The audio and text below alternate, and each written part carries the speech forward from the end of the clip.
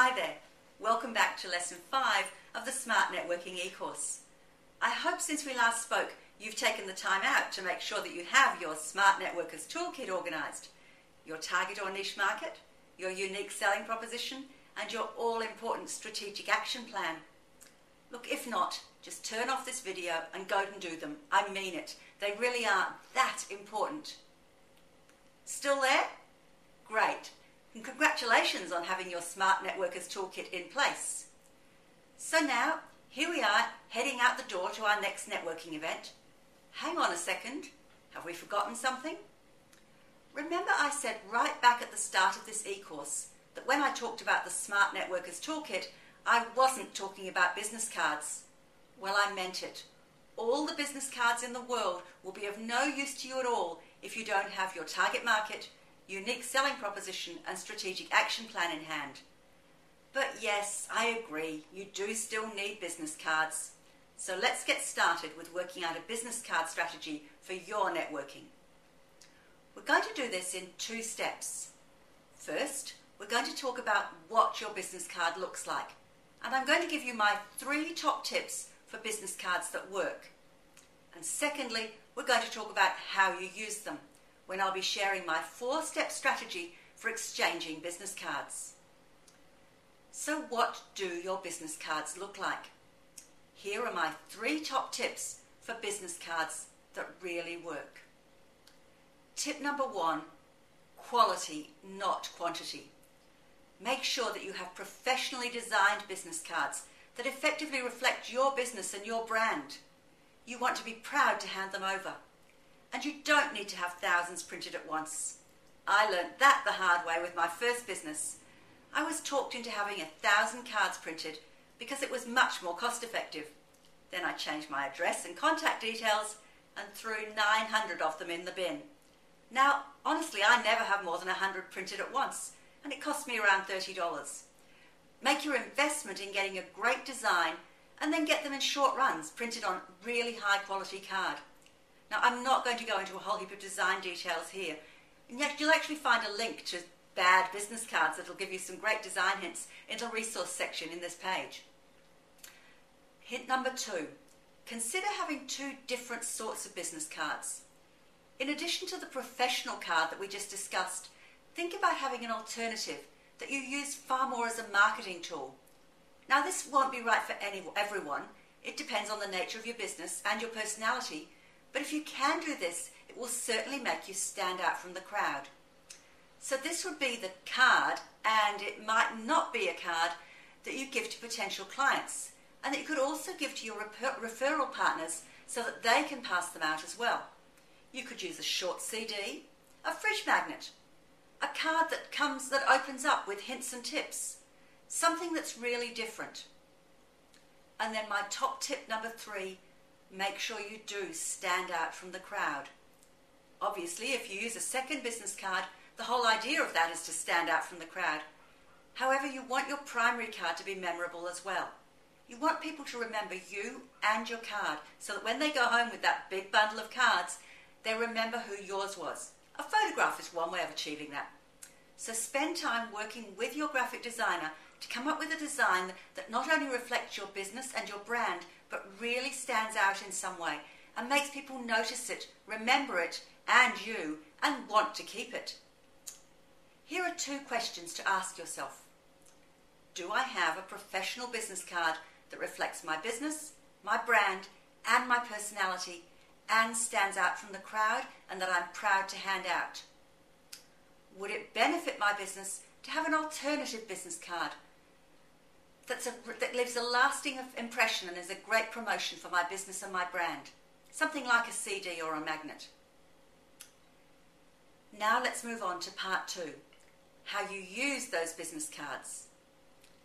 And I must admit that this is another area, and there are quite a few of them, where I differ from most of my fellow networking trainers. I treat my business cards like gold, and I don't hand them out or collect them like confetti. How many times have you left a networking event with a pocket full or more of business cards and very little idea of who they are or what to do with them?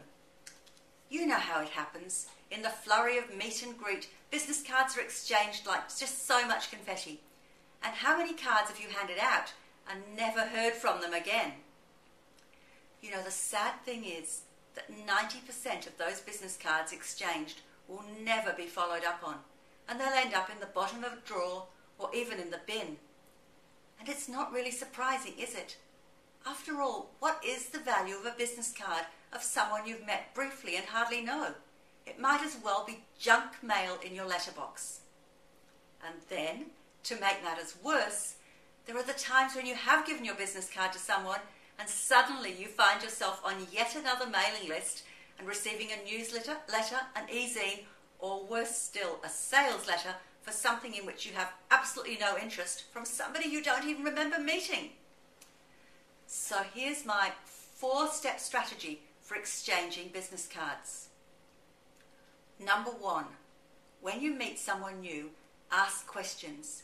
Be genuinely interested and listen to the answers to determine if there is some reason to maintain a connection. Why would you want their business card? And I'm going to be going into the questions to ask in Lesson 6, so make sure you watch out for that. Step 2. Having asked lots of questions, you will have found out, can you help them with some problem, issue or challenge they're experiencing? Perhaps send them some information, an article, a website link, or introduce them to someone who may be able to help them. Perhaps you know someone they may be able to help, or someone they might be interested in meeting.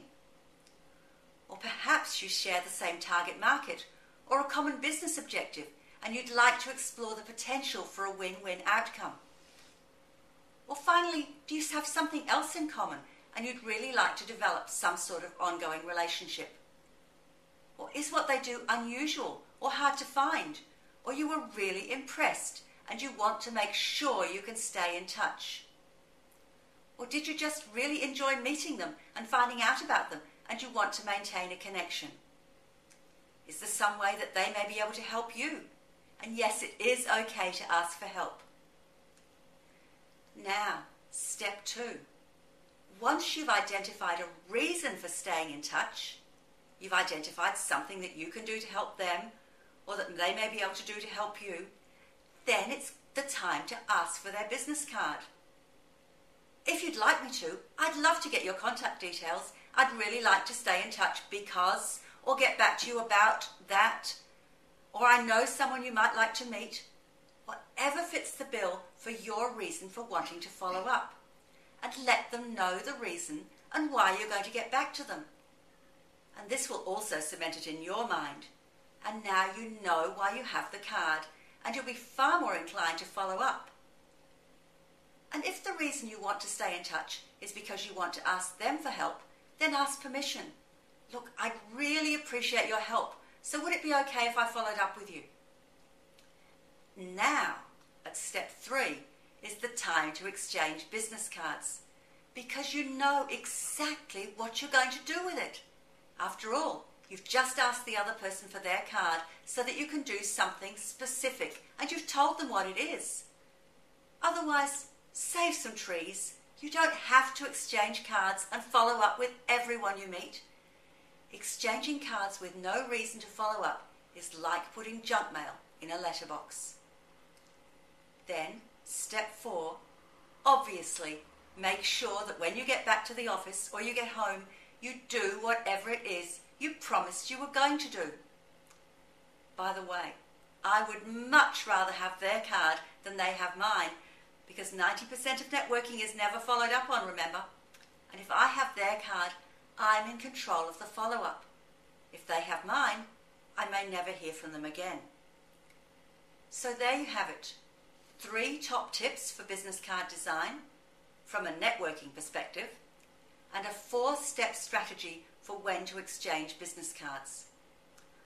We'll be talking about what to do with all those business cards you've collected in lessons 9 and 10 on follow-up, and you won't be treating every card the same way. But in the meantime, in the next lesson, we're going to be talking about the questions to ask at a networking event, the questions that will enable you to work out just who to exchange business cards with so that they're looking forward to following up. even excited to be hearing from you. Now, how cool is that? So, bye for now, and I'll see you in Lesson 6.